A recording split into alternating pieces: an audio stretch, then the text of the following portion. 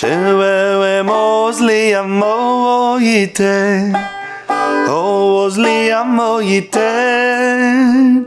Shewe mosli amo yite, oh Vayimaen. How do you like that rhyme right there? The bottom line is that a Yid has a lot more strength than he knows about. Nishmas Yisrael is on fire with strength, with Oiz Hashem, Oiz La'amo Yitayim.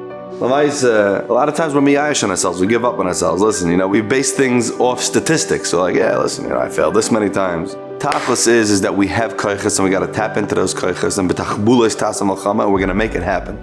But I heard an amazing maisa that just reveals how much strength the Yid has. Amazing maisa. I was playing at a certain event, and at this event, a certain doctor got up to speak. And he said, I called my brother, and I said, what am I supposed to do? I'm a doctor in New York City, and the way people come in dressed is bad enough. And on top of that, very often, obviously, you have to work with men and women, and it's just not shaykh for me. There's no way that I could have Shmir Zinayim in my position. I'm just going to have to live and suffer through this taiva my whole life. His brother told him, you're a doctor, and you have this issue, that's mamash, a beferish gemara and tainus. There was a Yid, and he was a doctor, and his name was Abba Umna. And the tzaddikim in the Gemara were made about him that every single morning, a baskol came out from Shemayim and said, Shalom Aleichem Abba Umna. Can you imagine? He must have been a heilige Yid, a holy man. What did he do to make him zeichet to receive a baskol every morning? Shalom Aleichem Abba Umna.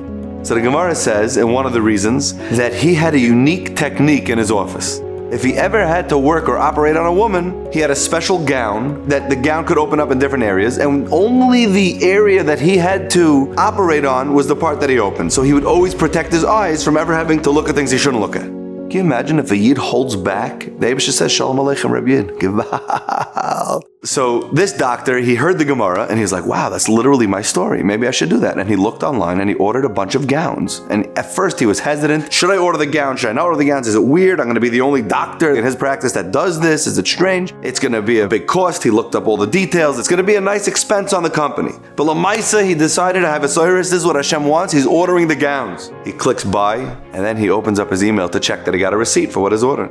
The first email that came in, Rabbi Shai, the first email that came in before the receipt was an email that said that the government had forgiven a certain loan that he was working on for months to try to get it forgiven. It was a big chunk of money that he was going to have to owe, and it was forgiven. The loan was forgiven. Unbelievable. He made a move. He was Moisei Nefesh for the Reibishten, even though he wasn't sure how it would affect his business. Boom, he saw Shefa come right in. And he was standing there and he told the Olam, to this day, if a woman comes in, they put on the gown, and I only saw success in my business. And I found a way to even make it happen in a place where it's hard to make it happen. The Eibishter is going to tell you, Shalom Aleichem Reb Yid. All you got to do is hold back a little bit. L'chaim Tovim.